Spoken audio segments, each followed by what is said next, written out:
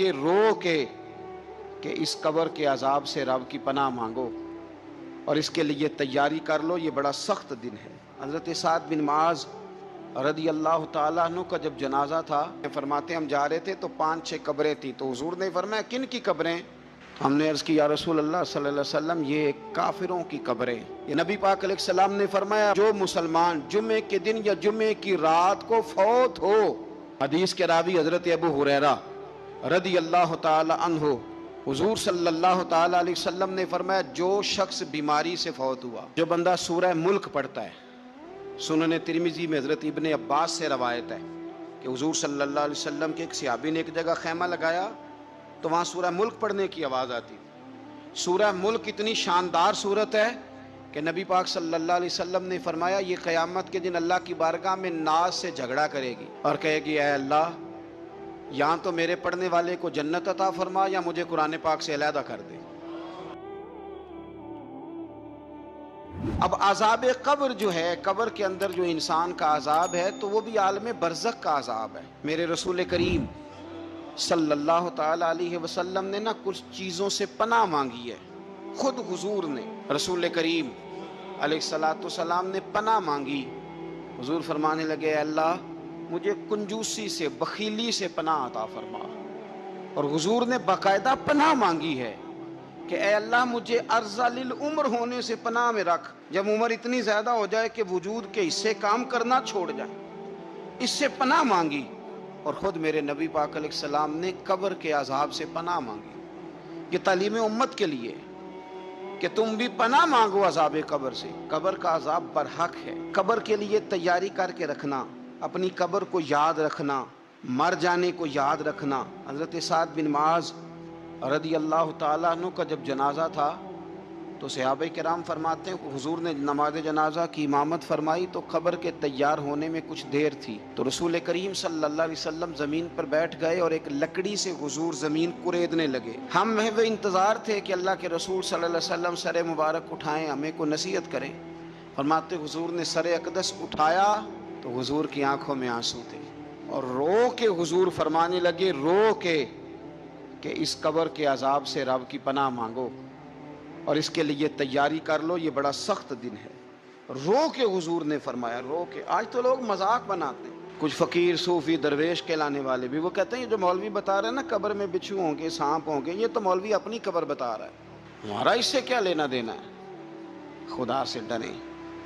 وہ چیزیں جو احادیث مبارکہ میں آ گئیں، جس سے نبی پاک نے ہمیں ڈرایا، ہمیں سمجھایا، آپ اس تنبیہ کو، اس نصیحت کو آپ اس رنگ میں لیں گے کہ مذاق بنایا جائے گا دین کا، بجائے اس کے کہ اس سے ڈرا جائے۔ حضرت سیدنا براء بن عازب رضی اللہ تعالیٰ عنہ ارشاد فرماتے ہیں کہ میں نے نبی پاک صلی اللہ تعالیٰ علیہ وآلہ وسلم سے خود اس بات کو سنا ہے، خود رسول کریم صلی اللہ علیہ وسلم نے فرمایا۔ حضرت زید بن ثابت رضی اللہ تعالیٰ عنہ بھی اس بات کے راوی ہیں، فرماتے ہم جا رہے تھے تو 5-6 قبریں تھیں، تو حضور نے فرمایا کن کی قبریں؟ ہم نے عرض کی یا رسول اللہ صلی اللہ علیہ وسلم یہ کافروں کی قبریں۔ یہ صحیح مسلم میں حدیث موجود ہے، کفار کی قبریں۔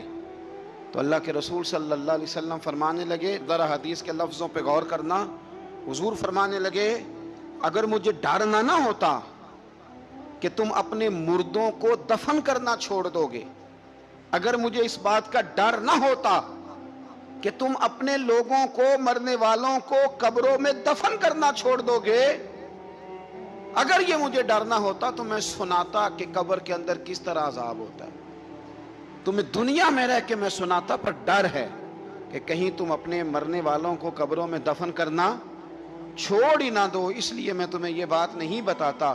اور میرے رسول کریم صلی اللہ تعالی علیہ وآلہ وسلم نے پھر ارشاد فرمایا، اپنے غلاموں کی طرف نظر فرمائی، یہ بات کہہ کے کہ اگر مجھے ڈر نہ ہوتا کہ تم دفن کرنا چھوڑ دو گے تو تمہیں میں سنا دیتا کہ قبر میں کیا عذاب ہوتا ہے۔ پھر حضور نے صحابہ سے فرمایا چلو بھائی دوزخ کے عذاب سے اللہ کی پناہ مانگو، تو سب کہنے لگے ہم دوزخ کے عذاب سے اللہ کی، صحابہ نے کہا ہم دوزخ کے عذاب سے اللہ کی پناہ مانگتے ہیں۔ پھر نبی پاک صلی اللہ تعالی علیہ وسلم نے ارشاد فرمایا تم سب کہو کہ ہم قبر کے عذاب سے اللہ کی پناہ مانگتے ہیں۔ تو صحابہ نے کہا ہم قبر کے عذاب سے اللہ کی پناہ مانگتے ہیں۔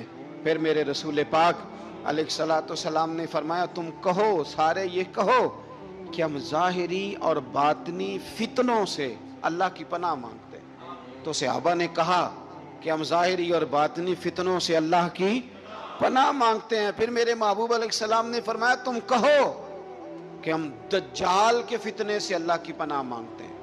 تو صحابہ کرام نے کہا کہ اے اللہ ہم دجال کے فتنے سے تیری پناہ میں آتے ہیں۔ نبی پاک علیہ السلام نے یہ الفاظ کہہ کے یہ بات بتلا کے ہمیں سمجھا دیا، ہمیں قائل فرمایا محبوب نے۔ یاد رکھنا، اس بات کو اچھی طرح سمجھ لینا کہ اگر مجھے ڈرنا ہوتا کہ تم اپنے مردوں کو دفن کرنا چھوڑ دو گے تو تمہیں بتلا دیتا کہ قبر میں کتنا سخت عذاب ہوتا ہے۔ میرے عزیز، کچھ لوگ ایسے ہیں جن سے عذاب قبر ہوگا ہی نہیں۔ میرے رسول کریم صلی اللہ تعالی علیہ وسلم نے ارشاد فرمایا کہ جو اللہ کے رستے میں شہید ہو گیا، یہ سنن نسائی میں موجود ہے، اسے عذاب قبر نہیں ہوگا، بلکہ ایک حدیث میں تو فرمایا حساب کتاب ہی نہیں ہوگا، اللہ بغیر سوال جواب کے جنت عطا فرما دے۔ کچھ لوگوں کو لوگوں کی بخشش پہ بھی مسئلہ ہی بنتا ہے کہ کوئی بخشا نہ جائے۔ اور ایک صاحب کہہ رہے تھے جی یہ کیا معاملہ ہے کہ جمعے کو بندہ مر گیا یا فلانا ہو گیا تو اس سے حساب کتاب نہیں ہوگا، اتنے بڑے جرم لوگوں نے اتنے پاپ، اور جمعے کو مر گیا تو بخشا جائے گا۔ تو میں نے کہا جرموں کا بھی اسے حساب اللہ لے لے گا، لیکن میاں حساب کتاب کی ڈیوٹی نہ اللہ کی ہے تو بہتر یہ ہے کہ اسی کے ہاتھ میں رہے، تو نہ اپنے ہاتھ میں لینے کی کوشش کر۔ سنن ترمذی کی حدیث۔ ہمیں پتہ نہیں کیا مصیبت ہے، ہمیں پتہ نہیں کیا مسئلہ ہے۔ ایک جنازے سے میں نکلا، آپ یقین کریں کبھی کبھی کلیجہ پھٹ جاتا ہے۔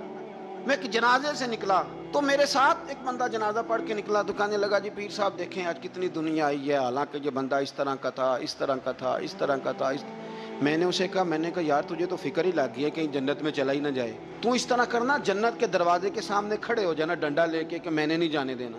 شرم آنی چاہیے ہمیں۔ اللہ فرماتے ہیں جنت اتنی چوڑی ہے جتنے زمین و آسمان، اس کی چوڑائی زمین اور آسمان کے برابر ہے، تو ہم تو اپنے علاوہ کسی کو جانے نہیں دینا چاہتے جنت میں۔ اور بس کریں، جنت خدا کا فضل ہے، اور اللہ فرماتے ہیں میرا فضل میں جسے چاہتا ہوں عطا کرتا ہوں۔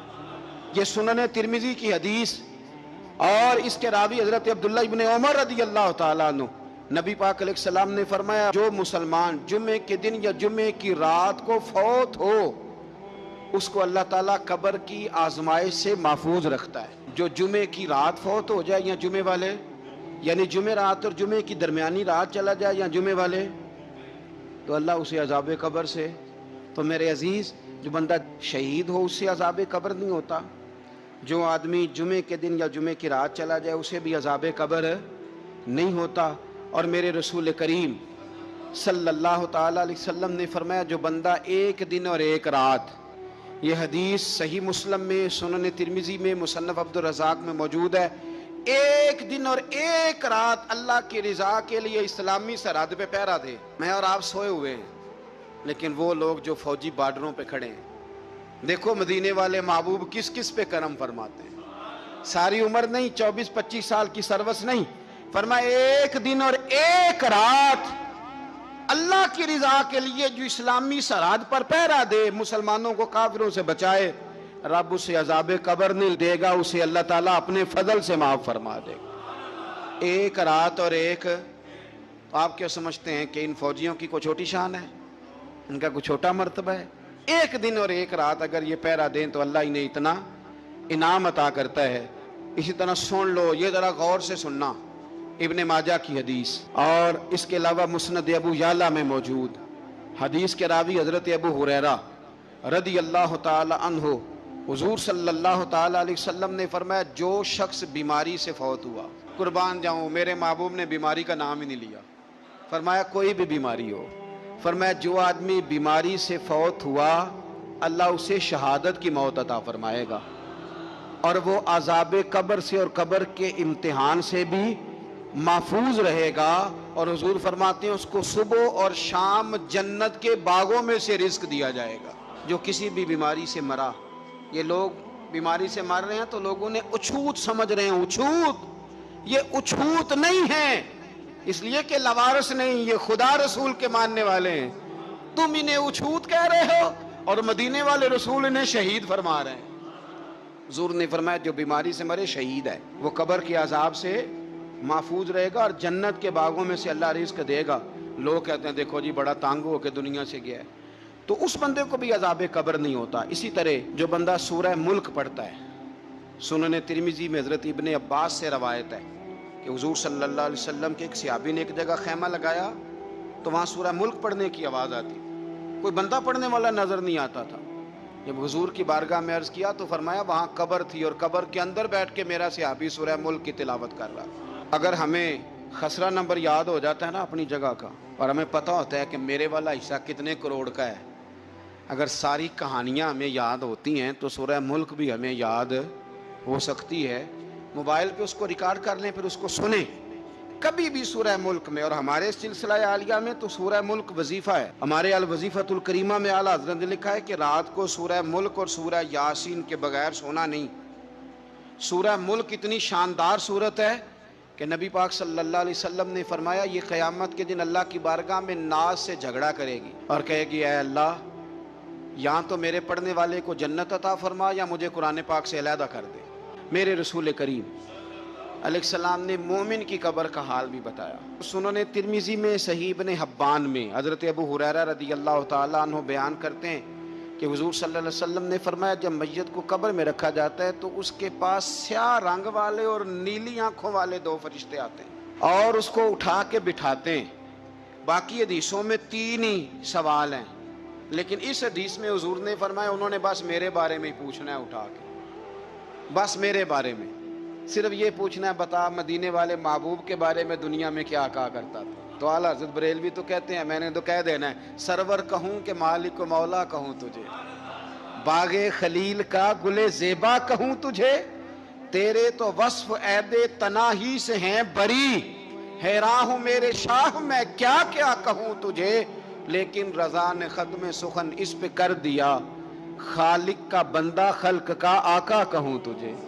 اور پیر میر علی شاہ صاحب کہتے ہیں میں نے وہاں یہ کہنا ہے کہ مکھ چند بدر شاہ شانی ہے تے متھ چمک دی لاٹ نورانی ہے، کالی زلف تے اکھ مستانی ہے، مخمور اکھی ہیں مد بھریاں، سبحان اللہ ما اجمل کا ما اکمل کا ما احسن کا، تے کتھے مہر علی کتھے تیری ثنا، مشتاق اکھیں کتھے جاڑی۔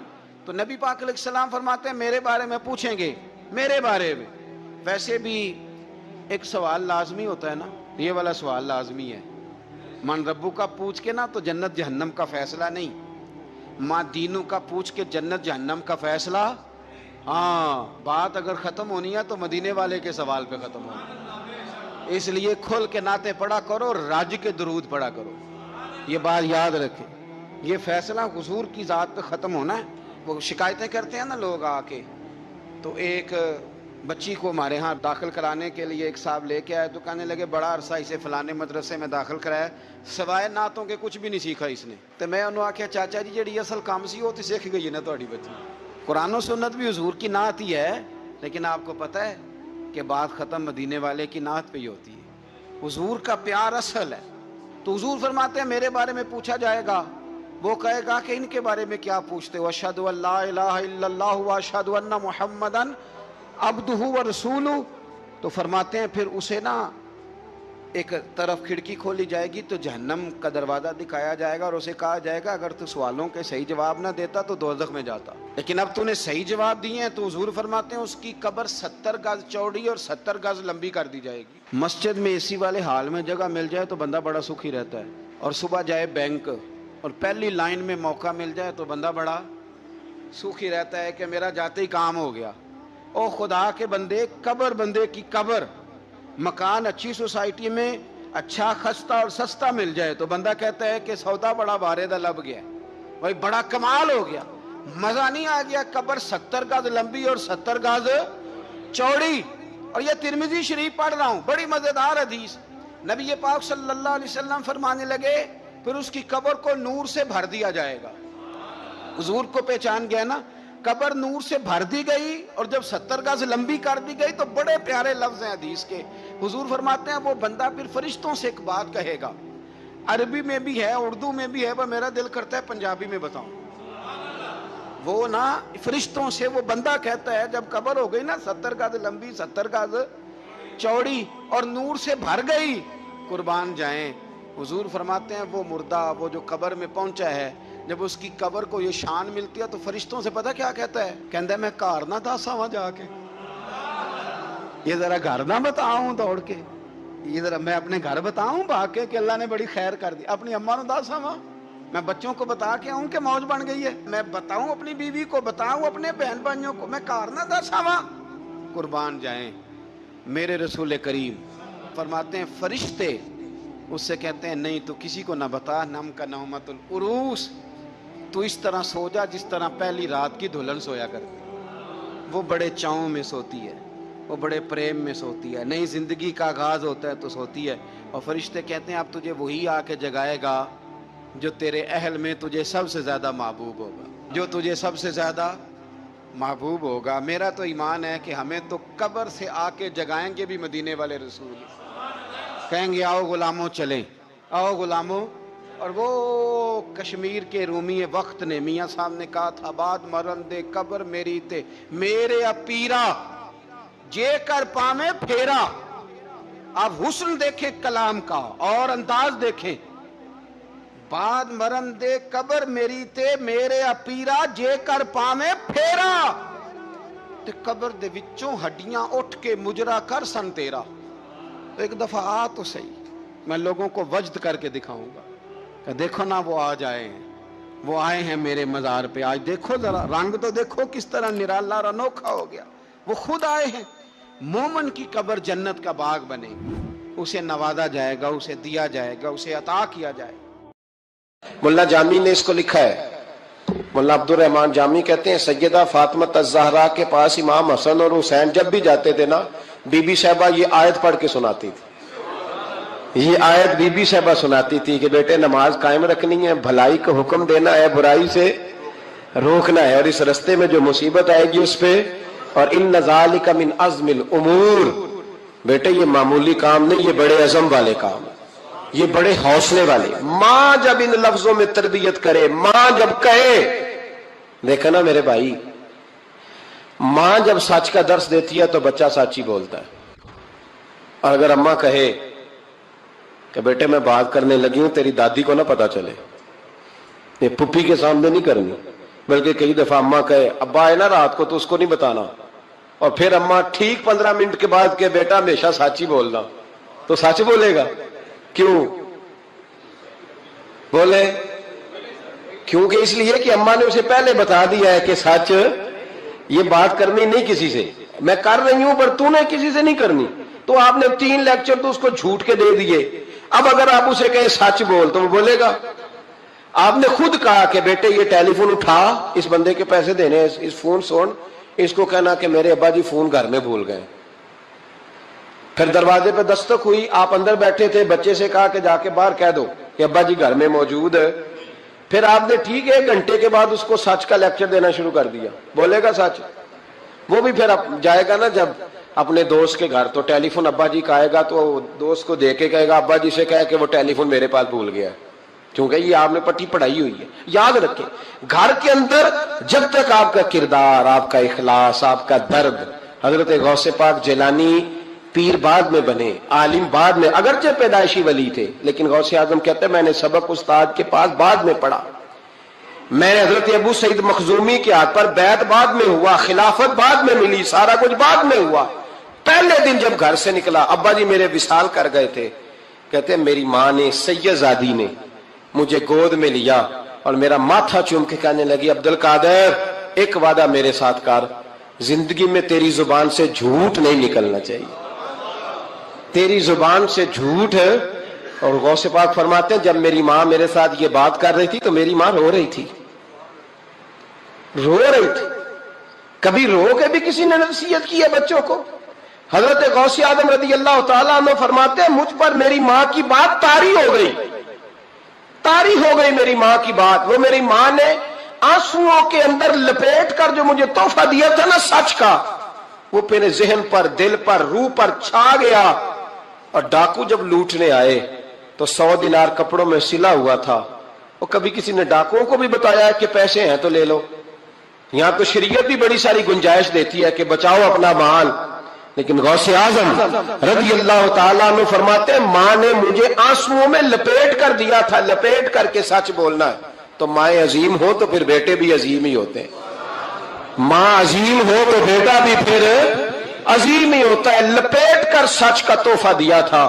تو سیدنا غوث پاک فرماتے ہیں جب انہوں نے آ کے کہا نا کہ تیرے پاس کیا ہے، تو میں نے کہا 100 دینار ہے۔ اس نے جیبیں بھی کھولی، ہاتھ بھی کھولے، جوتے بھی اتارے، پگڑی بھی کھلوائی، کوئی شے نہ نکلی۔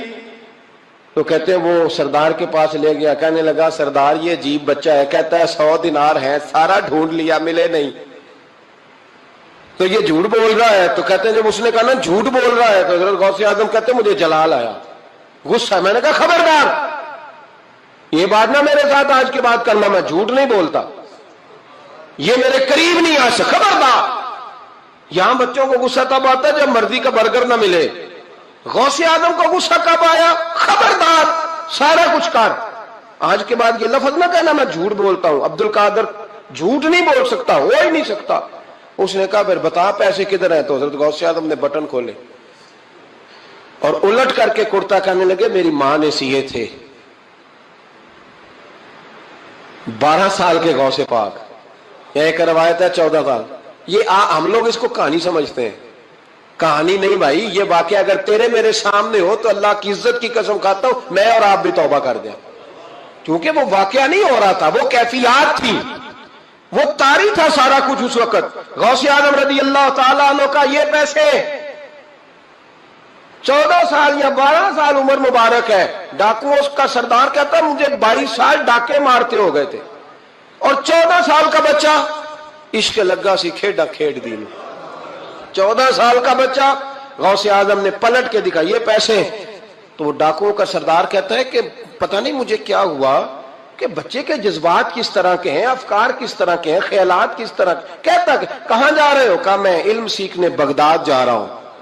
تو کہا بیٹا دنیا پیسے چھپاتی ہے، تو نے بتایا کیوں؟ تو حضرت غوث اعظم نے پیسے اتار کے پھینکے، کہنے لگے پیسے تو رکھ، میں اس لیے بتا رہا ہوں کہ ماں سے وعدہ کر کے آیا ہوں کہ سچ بولوں گا، لے پیسے تجھے دے رہا ہوں۔ ڈاکوؤں کا سردار کہتا ہے بچے کی اتنی عمر نہیں جتنے مجھے پاپ کرتے سال گزر گئے، پر اس بچے کا ماں سے کیا ہوا وعدہ مجھے بدل گیا۔ میں دوڑ کے پیچھے گیا، میں نے کہا عبد القادر مجھے بھی یار بغداد ہی لے چل۔ کہا وہاں کیا کرنا ہے؟ کہا جس استاد کے پاس تو آگے بیٹھ کے پڑھے گا میں اس کے پیچھے بیٹھ جایا کروں گا، چلو بڑھاپے میں بھی کو رٹا لگا کے قرآن و سنت سیکھ جاؤں گا۔ تو کہتے ہیں تجھے کیا ہوا؟ کہنے لگے عبد القادر تو ماں سے کیا ہوا وعدہ نہیں توڑتا، میں رب سے کیے ہوئے وعدے توڑ رہا ہوں، توبہ میری۔ ڈاکوؤں سے کہنے لگے جاؤ کوئی سردار اور بنا لو، مجھے تو ماں بیٹے کا رشتہ جیت گیا ہے، یہ ماں بیٹے کا رشتہ مجھے جیت کے لے گیا، میں جیت گیا ماں بیٹے کے رشتے میں، یہ مجھے فتح کر گئے، تم کوئی اور سردار بنا لو۔ تو 22-23 ڈاکو تھے، پیچھے آ کے بیٹھ کہنے لگے سردار اگر گناہ اکٹھے کیے ہیں تو نیکیوں میں اکیلا تو نہ چھوڑ۔ او بھائی ماں بیٹے کا رشتہ اور ماں بیٹے کی تربیت، تو 14 سال کا بچہ توبہ کرا جاتا ہے، پر مصیبت یہ ہے کہ ہم وہ مائیں تیار کرنے میں کامیاب نہیں ہو سکے، لیکن ہم نے سدا ناکام نہیں رہنا، مائیں تیار کرنی ہے۔ مائیں تیار یہ والا مطالبہ نا بیوی سے کرتے ہیں کہ میری بیوی فٹافٹ صحیح ہو جائے، بیٹی سے کریں یہ مطالبہ، بہن پر کریں یہ محنت، یہ والی میرے حضرت خنساء رضی اللہ تعالی عنہا، جناب خنساء حضور کی ایک صحابیہ ہیں، انہوں نے بعد میں کلمہ پڑھا۔ دور جاہلیت میں ان کا ایک بھائی قتل ہو گیا تھا، انہوں نے اپنے بھائی کے جانے پر قتل ہونے پر ایک مرثیہ کہا تھا۔ وہ مرثیہ اتنا مشہور تھا کہ جہاں بھی پڑھا جاتا لوگ اپنا کوئی جانے والا یاد کر کے رونے لگ جا۔ ہمارے ہاں تو اب نعت خانوں نے رواج بنایا نا، جس کے گھر میں کوئی فوتگی ہوتی ہے اسے اور زیادہ رلاتے ہیں۔ میاں صاحب تو شعر لکھ گئے تھے، کوئی یہ تو نہیں انہوں نے کہا تھا کہ سارے کلاتے ہی پڑے اجے، انہوں نے تو شعر لکھا تھا نا باپ مرے تے سر ننگا ہوندا تے پائی مرن تے کنڈ خالی تے ماما بعد محمد بخشا کون کرے رکھوالی۔ اب اس کو پتا ہے اس پہ روئیں گے بھی زیادہ، نوٹ بھی زیادہ دیں گے، تو ہر جگہ جا کے نا بات یہی چھیڑ دیتا ہے۔ اب وہ بیچارے بچے پہلے سے زیادہ روتے ہیں، تڑپتے ہیں، حالانکہ حکم یہ تھا کہ جب کسی جاؤ نا فوتگی پہ تو ان کو رلانا نہیں بلکہ ان کو حوصلہ دینا ہے۔ نعت خانوں کی بات ہوئی ہے تو آپ نے بڑا غور سے دیکھا ہے میری طرف، میں اور آپ بھی ایسے ہی کرتے ہیں. وہ جائیں گے نا تو پوچھیں گے یہ بچہ اس کا، یہ جو فوت ہو اس کا یہ بچہ، او ہو بیچارہ دیکھو نا چھوٹا سا تھا، اماں چلی گئی، بڑا مشکل ہے یتیموں کے لیے. تو یتیم چارہ نفسیاتی مریض بن جاتا ہے. وہ کہتا ہے بالکل چاچا صحیح کہہ رہا ہے، یتیموں کے بڑے برے حال ہوتے ہیں. اس طرح کر کے ہم نفسیات کمزور کرتے ہیں بچوں کی. حالانکہ بتانا چاہیے بیٹے فکر نہ کر، میرے نبی پاک بھی تو یتیم ہی پیدا ہوئے تھے نا، تو سارے یتیموں پر حضور کا سایہ ہے. بجائے حوصلے دینے کے ہم اور کمزور کرتے ہیں، اور زیادہ کمزور کرتے ہیں، اور زیادہ لوگوں کو تکلیف دیتے ہیں. تو قصیدہ جناب خنساء رضی اللہ تعالیٰ عنہ کا بڑا مشہور تھا، عربی قصیدہ لکھا تھا انہوں نے. کسی کے ہاں بھی کوئی انتقال کر جاتا تو ان کا وہ عربی قصیدہ پڑھا جاتا، اور جب وہ قصیدہ پڑھا جاتا تو لوگ دھاڑے مار مار کے روتے، دھاڑے مار مار. حالانکہ رونا رلانا اتنا اہم کام نہیں جتنا کسی کے دل کو تسلی دے دینا اہم کام ہے. اتنا کسی کی اشک شوئی، اشک آنسو نکالنا تو جرم ہے، آنسو پوچھنا ثواب ہے. یہاں لوگ رلانے کی ڈیوٹی کرتے ہیں، آنسو پوچھنے کی ڈیوٹی نہیں کرتے. حضرت جناب سیدنا خنساء رضی اللہ تعالیٰ عنہ آپ کا وہ قصیدہ پڑھا جاتا، لوگ دھاڑے مار مار کے روتے. یہ وہی خنساء تھیں کہ جنگ احد سے کچھ مہینے پہلے کلمہ پڑھ کے مسلمان ہو گئی. یہ وہ بی بی مشہور شاعرہ جن کا قصیدہ رونے رلانے کے لیے پڑھا جاتا ہے. ان کے 4 بیٹے جوان تھے. احد کے لیے جب رسول رحمت صلی اللہ علیہ وسلم نے اعلان کیا نا، فوجی آئے، مائیں بہنیں بچے تیار کریں بھیجیں، تو ان کی سہیلیاں کہنے لگی کلمہ تو پڑھ گئی ہے، تیرے بچے بھی پڑھ گئے ہیں، پر تیرا سب کو پتا ہے تیرے بچے کوئی نہیں جائیں گے. اس لیے کہ ایک بھائی کے جانے پر تو نے قصیدہ لکھا ہے تو آج تک پڑھا جا رہا ہے، تو 4 بچے کیسے تیرا نہیں جاتا. جناب خنساء چوپ ہیں. جب جنگ احد کے لیے سپاہی اور مجاہد نکلنے لگے تو 4 بیٹے لے کے چوک میں آ گئی. وہ بی بی جس کا رونا دھونا مشہور تھا، وہ اپنے بچوں کو چوک میں کھڑا کر کہتی ادھر دیکھو، قسم ہے مجھے اللہ کی عزت کی، میں نے تمہارے باپ کے ساتھ، یہ ماں لیکچر دے رہی ہے اور چوک میں دے رہی ہے تاکہ دنیا کو پتہ چل جائے. جناب خنساء کا خطبہ مدینے کے چوک میں، کہنے لگی مجھے اللہ کی عزت کی قسم، میں نے جاہلیت کے زمانے میں بھی تمہارے باپ کے بستر کو کبھی ناپاک نہیں کیا، کبھی ناپاک نہیں کیا. میں نے طیب اور طاہر بچے پیدا کیے، اور میں نے تمہیں اپنے سینے سے اپنے وجود کی خوراک تمہیں دی، دودھ پلایا. میرے بچوں، سارا زمانہ جانتا ہے کہ میں کسی کی جدائی نہیں سہ سکتی. میرا بھائی گیا تھا تو میرا قصیدہ ضرب المثل بن گیا، دنیا پڑھتی ہے، پر اب سنو، اب میں مسلمان ہوں، اب میں رسول پاک کا کلمہ پڑھتی ہوں. یاد رکھنا، جب میدان میں تیر چلے نا اور تلواریں چمکے اور نیزے برسے تو سب سے پہلے زخم میرے بچوں کو آنے چاہیے. بچوں کی تربیت ماں کر رہی ہے، پہلا زخم تمہیں لگے. اور پھر کہنے لگی اگر میرا دودھ پیا نا تو پھر یاد رکھنا کوئی ایک تیر بھی تمہاری پشت پہ نہیں ہونا چاہیے، جتنے بھی کھانا سینے پہ کھا کے آنا. کوئی مجھے یہ نہ کہے تیرے بچے بھاگ گئے تھے اور پشت پہ انہوں نے تلواریں کھائی اور زخم کھائے، اور لوگ خبردار سینے پہ تیر کھانا، خبردار جرت کا مظاہرہ کرنا. یہ خطبہ دے کے جناب خنساء اندر چلی گئیں. لوگ کہتے ہیں حیران رہ گئے. مزے کی بات یہ تھی، پھر بھی بیبیاں کہنے لگی خطبہ تو دے دیا ہے، دعا کرو اس کا کوئی بچہ شہید نہ ہو جائے. بڑے سخت قصیدے لکھتی ہے، شہید نہ ہو جائے، دعا کرو. لیکن اللہ بڑا ہی بے نیاز ہے، ان کے 4 بچے شہید ہو گئے. 18 زخم تھے بچوں کے پر، تھے سارے سینے پہ. 18 گھاؤ تھے تلواروں کے پر، سارے سینے پہ. میرے محبوب احد سے واپس آئے. او بھائی، 4 بیٹے جس ماں کے چلے جائیں، اس ماں کو تسلی کون دے؟ جناب خنساء کے کھڑی ہوئی تو صحابہ کہتے ہیں ہمارا خیال تھا کوئی درد والا شعر پڑے گی، رلا دے گی دنیا کو، لیکن میرے حبیب پاک نظر اٹھائی. کا خنساء تجھے پتا ہوگا تیرے 4 بیٹے شہید ہو گئے. کہنے لگی حضور یہی تو دکھ ہے. جب کہا نا یہی دکھ ہے تو کان کھڑے ہو گئے لوگوں. حضور یہی تو دکھ ہے، یہی تو پریشانی ہے. محبوب نے فرمایا کیا پریشانی ہے؟ کہنے لگی حضور یہی تو پریشانی ہے، میرے 4 تھے، دل کرتا ہے میرے 14 ہوتے. حضور یہی تو دکھ ہے، 4 تھے، دل کرتا ہے 400 ہوتا. 4 کروں تیرے نام پہ جان فدا، نہ بس ایک جان 2 جہاں فدا. سونیا میرا 2 جہاں سے بھی نہیں جی بھرا، میں کروں کیا کروڑوں جہاں نہیں. کہ حضور 4 تھے اور پھر مسجد نبی آج بھی اس ماں کی جرت کی گواہ ہے کہ ماں پوچھنے لگی سونیا میں یہ نہیں پوچھنے آئی کہ میرا کوئی بچہ ہے کہ نہیں، یہ پوچھنے آئی ہوں کہ میرے بیٹوں نے کوئی پشت پہ زخم تو نہیں کھایا؟ حضور کوئی پشت پہ زخم تو نہیں کھایا میرے بچوں نے؟ کوئی پشت پہ زخم؟ تو رسول پاک نے فرمایا خنسا تیری جرت کو اللہ قبول فرمائے، تیرے بچوں نے جتنے بھی زخم کھائے ہیں سینوں پہ کھائے۔ میں نے کہا مائیں عظیم ہو تو بچے بھی عظیم ہوتے ہیں، اور اگر ماں کسی کے سائے کا اندھیرا دیکھ کے ڈر جائے تو بچوں میں جرت کیسے آئے گی؟ بچے کربلا کے میدان میں کیسے جائیں گے؟ بچے کس طرح میدانوں میں کئی دفعہ کہہ چکا ہوں لیکن پھر آج میرا دل کرتا ہے پھر بات کروں۔ حضرت عبداللہ بن زبیر حضرت ابو بکر صدیق کے نواسے ہیں، نبی پاک صلی اللہ علیہ وسلم کی پھپھی کے پوتے جناب زبیر بن عوام اشرا مبشرہ صحابی، ان کے بیٹے حضرت اسماء جناب صدیق اکبر کی بڑی بیٹی کے بیٹے جناب عبداللہ بن زبیر امام حسین کے بعد نکل آئے میدان میں نکلے جناب عبداللہ بن زبیر۔ حجاج بن یوسف مقابلے میں بھیجا گیا، اللہ کی قدرت کے اگرچہ پہلے جب لڑائیاں ہوئی تو یہ کامیاب ہوئے ہر میدان میں، بڑے بہادر تھے، مکے اور مدینے کے لوگوں نے ان کے ہاتھ پر بیعت بھی کر لی، انہیں خلیفہ بھی مان لیا، لیکن حجاج بن یوسف جب آیا تو وہ تگڑی فوج لے کے آیا، کچھ ان کے ساتھی شہید ہو گئے، کچھ پسپا ہو گئے۔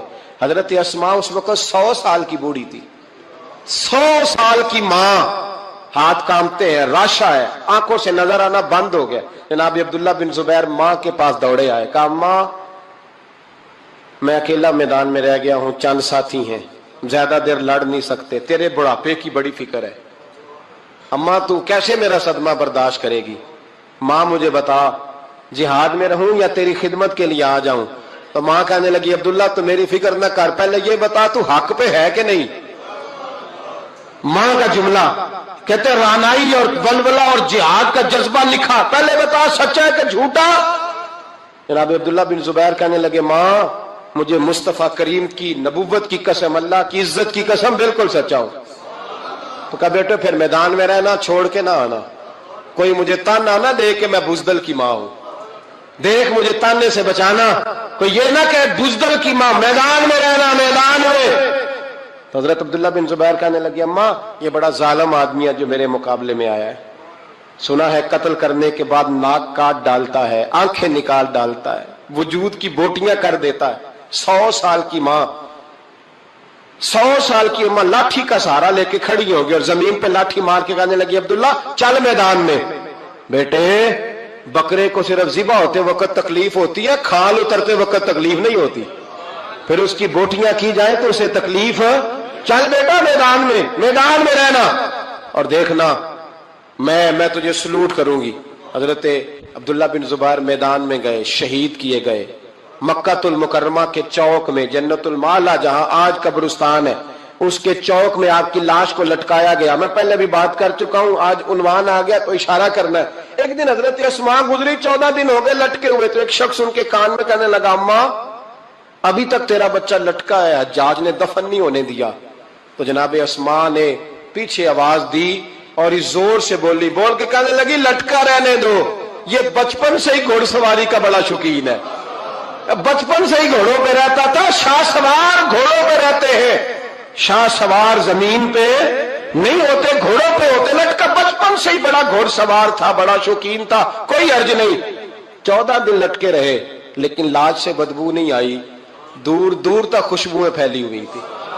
لوگوں نے کہا اسماء تیرے بیٹے کے وجود سے خوشبو بڑی آتی ہے، کہنے لگے جب پیدا ہوا تھا نا پہلے دن اس کے نانا ابو بکر صدیق اٹھا کے مصطفیٰ کی بارگاہ میں لے گئے تھے، نبی پاک نے کھجور چبا کے گٹی دی تھی میرے بیٹے کو، کہنے لگی اس کے وجود سے بدبو آ سکتی ہے جس کو پہلی خوراک محمد عربی کا لعاب دہن دیا گیا ہو، اس کے وجود سے بدبو ہے، لعاب دہن شامل ہے، اس کی تو نسلوں سے بھی خوشبو آتی رہے گی۔ تو مائیں جب عظیم ہوتی تھی تو بیٹے بھی۔ حضرت وہب ابن منبع کے پاس مزدور آ گئے، مزدور، ہم سارے بڑے پریشان، اور جب جا کے اماں کو دکھ سناتے اماں تھوڑی اور رو پڑتی ہے، حالات اور خراب ہو جاتے، زیادہ خراب ہو جاتے۔ حضرت سیدنا وہب ابن منبع مزدور آ کے کہنے لگے ہماری بھی کوئی زندگی ہے، ہمیں یہ پہاڑ کاٹنے پڑتے ہیں، تو فرمانے لگے آؤ تمہیں بنی اسرائیل کی بات نہ سناؤں، تمہارا حوصلہ بڑھ جائے گا. کہا سنائیے. کہنے لگے بنی اسرائیل کی ایک ماں کے 7 بیٹے تھے. بادشاہ نے کہا خنزیر کھانا پڑے گا. جو بچہ یورپ بھی جائے نا اسے بھی تلقین کر کے بھیجو کہ بیٹے حرام حلال کا خیال رکھنا ہے. اس لیے کہ نبی پاک علیہ السلام نے فرمایا جو گوشت حرام سے پلے گا وہ جنت میں نہیں جائے گا. تو کسی کا دل کرتا ہے اس کا بیٹا جہنم میں جائے. کہا خنزیر کھانا ہے خنزیر. یہاں لوگ مسئلہ پوچھتے ہیں فون کر کے کہ صاحب مجبوری ہے. اب ہم نے یہاں یورپ میں آ کے سٹور بنایا تو شراب تو رکھنی پڑے گی. تو میں کہتا ہوں واپس آ جاؤ اچار سے روٹی کھانا. شراب بیچنے کی مجبوری میں بھی اجازت نہیں. مجبوری میں بھی شراب کا دھندا کرنے کی اجازت. آ جاؤ اچار ڈال لو. میری اماں تو کہا کرتی تھی کہ گرمیوں میں اچار ڈال لو اور بڑولے میں گندم ڈال لو پھر خیر صلی سارے سال کی. تو آؤ اچار ڈالو گندم ڈالو گزارا صحیح ہوگا کوئی حرج نہیں. لیکن شراب بیچنے کی مجبوری میں بھی اجازت. بول کے بتائیں بول کے گواہی دے. شراب بیچنے کی مجبوری میں بھی اجازت بالکل اجازت نہیں قطعاً اجازت نہیں. تو وہاں ابن منبہ کہنے لگے کہ ماں کو کہا گیا کہ خنزیر کا گوشت تیرے بچے نہیں کھاتے تو فساد برپا ہوتا ہے ملک کے اندر.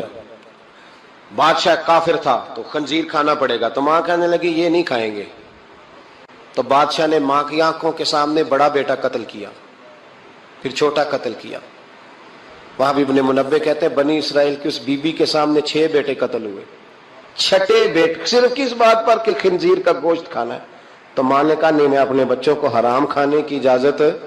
حالانکہ شرعی مسئلہ ہے جان بچانے کے لیے گنجائش ہے لیکن جو ڈٹ جائے گا وہ بڑا شہید ہوگا. اس کا درجہ پھر بڑا ہوگا. 7ویں بیٹے کی باری آئی تو ماں کی آنکھوں میں آنسو ٹپکے.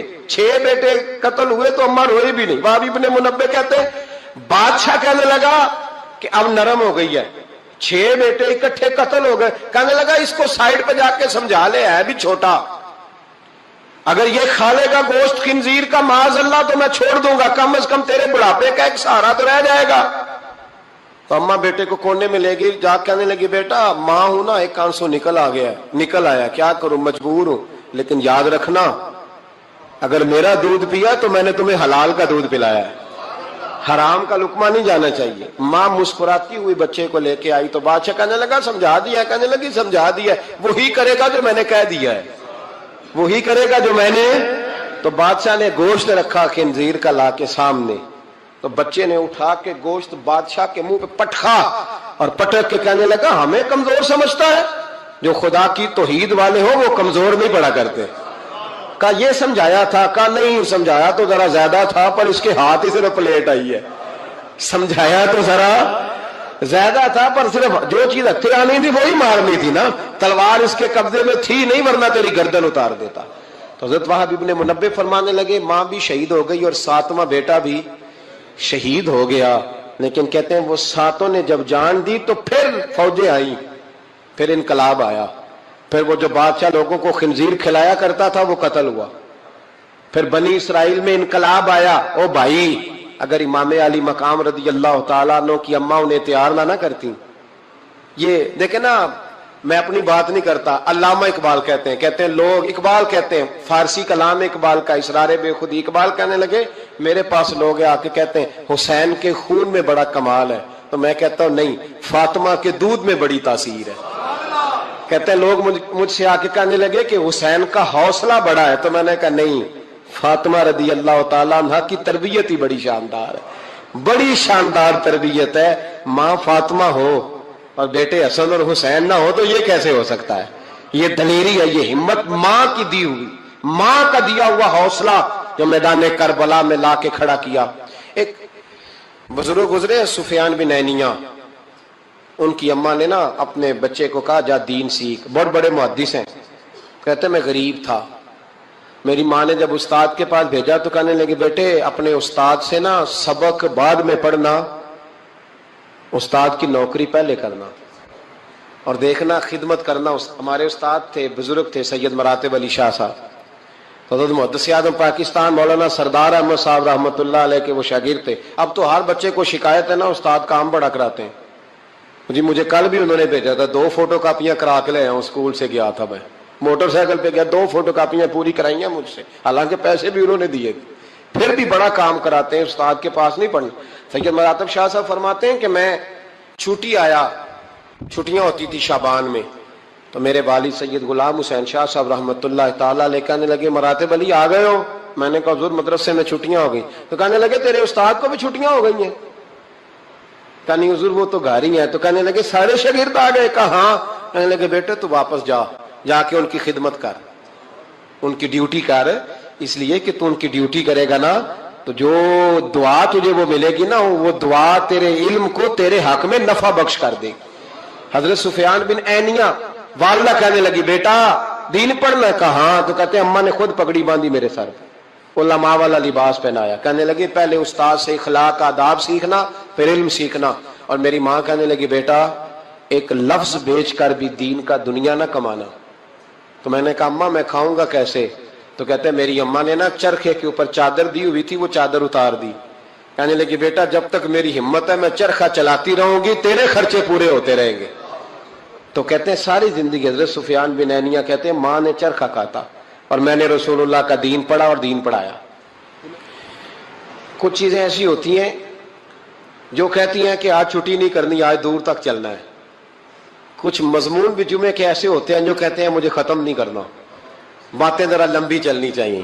میں آپ کا لحاظ کرتا ہوں، میرے سجن بڑے سیانے میرے سامنے گھڑی لگائی ہے انہوں نے، سمجھدار لوگ اس طرح کے کام کرتے ہیں نا جی۔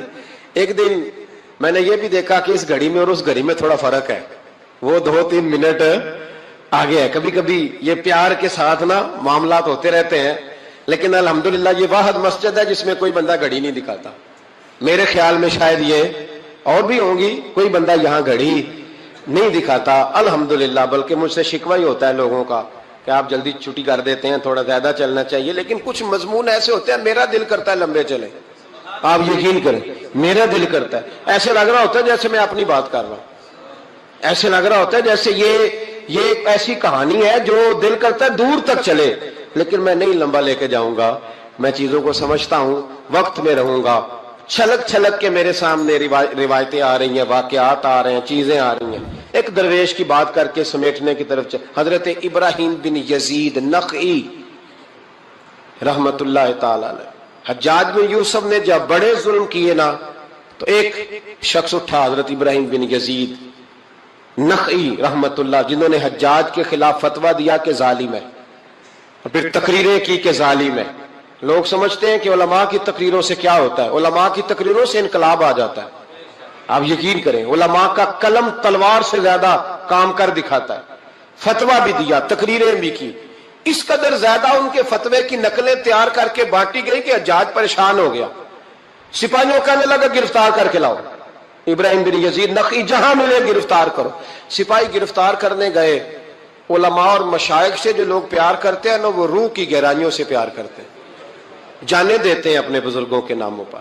لوگ ان کو اٹھا کے لے گئے، کہا بابا جی ہم حفاظت کریں گے، دور ان کو کہیں چھپا دیا۔ فتویٰ ان کا دھڑا دھڑ چل رہا ہے، اور بھی کوئی بات وہ کرتا تو آپ فتویٰ دیتے، وہ چھپ جاتا، وہ چھپ کے اپنی ڈیوٹی کر رہے ہیں، اور ایک کونے میں بیٹھے ہیں مورچے میں، پھر بھی ان کا جو نظام ہے وہ پورا عروج پہ ہے، حجاج کی کرسی کانپ رہی ہے۔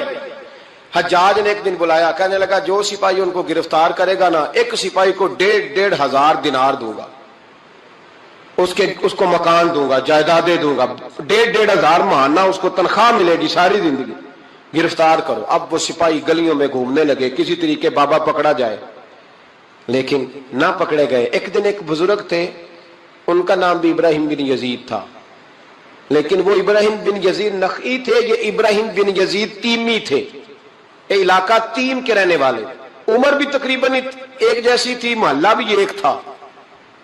تو وہ دروازے پہ نماز پڑھ کے باہر نکلے تو انہیں پتا ہے کہ لوگ ابراہیم بن یزید، پتا ہے انہیں، کہا تمہارا نام کیا؟ کہنے لگے ابراہیم، والد کا نام کا یزید۔ ابراہیم بن یزید کہا ہاں، اٹھاؤ بھائی، خوشی کی انتہا نہ رہی، پکڑا لے گئے، رستے میں بھی مارا، تھانے لے جا کے، جیل لے جا کے بھی مارا، اتنا مارا کہ بزرگوں کا رنگ بدل گیا، منہ اور ناک سے خون آنے لگا۔ جا کے حجاج کو کہا تیرا مجرم ابراہیم بن یزید پکڑا گیا۔ حجاج نے بڑے انعامات دیے، تنخواہیں ہمیشہ کے لیے لگ گئیں، پلاٹ نام ہو گئے۔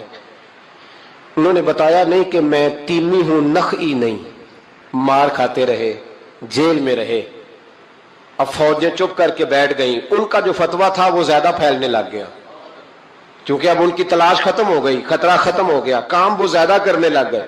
ستارے جگمگاتے ہیں، شب معراج آئی ہے، ستارے جگمگاتے ہیں، شب معراج آئی ہے، سبھی خوشیاں مناتے ہیں، شب معراج آئی ہے، سنا ہے جب سے آئیں گے نبی عرش معلی پر، سنا ہے جب سے آئیں گے نبی عرش معلی پر، ملک بھی مسکراتے ہیں، شب معراج آئی ہے، ستارے جگمگاتے ہیں، شب معراج آئی ہے، سبھی خوشیاں مناتے ہیں، شب معراج آئی ہے۔ ادب کے ساتھ میں جبریل بھی رب دو عالم کا، ادب کے ساتھ میں جبریل بھی رب دو عالم کا، یہی پیغام لاتے ہیں، شب معراج آئی ہے، ستارے جگمگاتے ہیں، شب معراج آئی ہے، سبھی خوشیاں مناتے ہیں، شب معراج آئی ہے، لباس نور اور صحرا صفات کا ملک لے کر، لباس نور اور صحرا صفات کا ملک لے کر، انہیں دولہا بناتے ہیں، شب معراج آئی ہے، ستارے جگمگاتے ہیں، شب معراج آئی ہے، سبھی خوشیاں مناتے ہیں، شب معراج آئی ہے، سراپا معجزہ رب نے بنا کر ان کو بھیجا ہے، سراپا معجزہ رب نے بنا کر ان کو بھیجا ہے، تبھی تو عرش جاتے ہیں، یہاں یہ گرفتار ہو گئے، حالات بڑے کٹھن ہوئے، کچھ علاقوں میں کچھ جیلیں سخت ہوتی ہیں، حجاج بن یوسف نے دماس نام کی جیل بنائی ہوئی، اس جیل میں جناب ابراہیم بن یزید تیمی کو ڈال دیا، آپ کی عمر 60 سال تھی، ماں کی عمر 90 سال تھی، ماں بیٹا ڈھونڈنے لگی، ڈھونڈتے ڈھونڈتے ڈھونڈتے ڈھونڈتے کسی نے بتایا کہ وہ ابراہیم نخعی کے دھوکے میں تیرے بیٹے کو لے گئے، ماں جیل پہنچی، بیٹا ماں سے جب ملا تو بیٹا قدموں میں گرا، چہرہ دیکھ کے ماں کا کلیجہ پھٹ آیا، اتنے زخم میرے بیٹے کے وجود پر، کہا بیٹا انہیں بتایا کیوں نہیں کہ تو تیمی ہے نخعی نہیں، بتایا کیوں نہیں؟ تو جناب ابراہیم تیمی نے ماں کے منہ پہ ہاتھ رکھا، اماں چپ کر جا، میں ایک جاہل آدمی ہوں، میرے وجود سے امت کا فائدہ کوئی نہیں، وہ رسول اللہ کے دین کا چمکتا ہوا چراغ ہے، اماں ان کی وجہ سے کتنے سینے روشن ہیں، کتنے دلوں میں ایمان کی تازگی ہے، کتنی آنکھوں میں رسول اللہ کی محبت کا نور ہے، اماں ابراہیم بن یزید نخعی کی وجہ سے ظالم کانپ رہے ہیں، ڈر رہے ہیں، اور مظلوم اٹھتے ہیں کہ ہمارا بھی کوئی ہے نام لینے والا، اماں نہ، میری وجہ سے اگر وہ بچ سکتے ہیں تو میں کئی جانے دینے کو تیار ہوں، مہربانی کر اماں تو نے نہیں کہنا، تو نے کسی کو بتانا نہیں، ماں کہنے لگی بیٹا تو نبی پاک کے دین کے غلام پر جان دینے لگا، کہا ہاں، اماں کہنے لگی پھر میں کسی کو بتاؤں گی نہیں بلکہ میں تیرے حوصلے کی دعا مانگوں گی، اور ماں کہنے لگی بیٹا اگر قیامت کے دن اللہ نے مجھ سے پوچھا نا کہ تیرے بیٹے نے تیرے حق ادا کیے کہ نہیں کیے تو میں کہوں گی مالک میں اپنے بیٹے سے بڑی راضی ہوں، اور اللہ میرے بیٹے کو بغیر حساب کتاب جنت دے، میں تیرے لیے دعائیں مانگوں۔ ماں تسلی دے کے بیٹے کو گھر آ گئی۔ حضرت ابراہیم تیمی کو اتنا مارا کہ 3 دن کے بعد جیل میں شہید ہو گئے۔ جب وہ شہید ہوئے حجاج بن یوسف رات کو خواب دیکھتا ہے کہ آج تیری سلطنت میں کوئی جنتی فوت ہو گیا، جنتی فوت ہو گیا، جنتی حجاج نے پورے ملک میں پتہ کرایا تو کہا ایک ہی بندہ فوت ہوا ہے جو جیل میں تھا۔ تو حجاج آئے وہاں. جس وقت حجاج وہاں پہنچا نا, سرانے آ کے میت کے کھڑا ہوا, اسی وقت ایک تازہ فتویٰ آیا, کیونکہ حضرت ابراہیم نخعی کو نہیں خبر تھی کہ میری جگہ پہ وہ بندہ شہید ہو. تازہ فتویٰ آیا کہ سنا ہے آج صبح ایک اور بندہ اس کے تشدد سے قتل ہو گیا, مسلمانوں پہ ضروری ہے اس ظالم کے خلاف اٹھے. جب فتویٰ پڑھا تو نیچے دستخط تھے. ابراہیم بن یزید نخعی کہنے لگا ظالم ہو, یہ تو خواب میں دیکھیے جنتی بہت ہو گیا, تو یہ اگر ابراہیم نخعی نہیں تو یہ فتویٰ کس کا آیا ہے؟ تو لوگوں نے کہا حضور پہلے بھی ہمیں کسی نے بتایا تھا یہ تیمی ہے نخعی نہیں. یہ بولے نہیں, ان کے نام پہ جان دے گئے. کہنے لگا پھر پکڑو ابراہیم نخعی کو. تو حضرت سعید بن جبیر پیچھے کھڑے تھے, کندھے پہ ہاتھ رکھ کہنے لگے حجاج بس کر بس کر, اب ان کے پیچھے فوجیں نہ دوڑانا. جن کے نام پر جان دینے والے جنتی ہیں اس بزرگ کی اپنی شان کتنی ہوگی.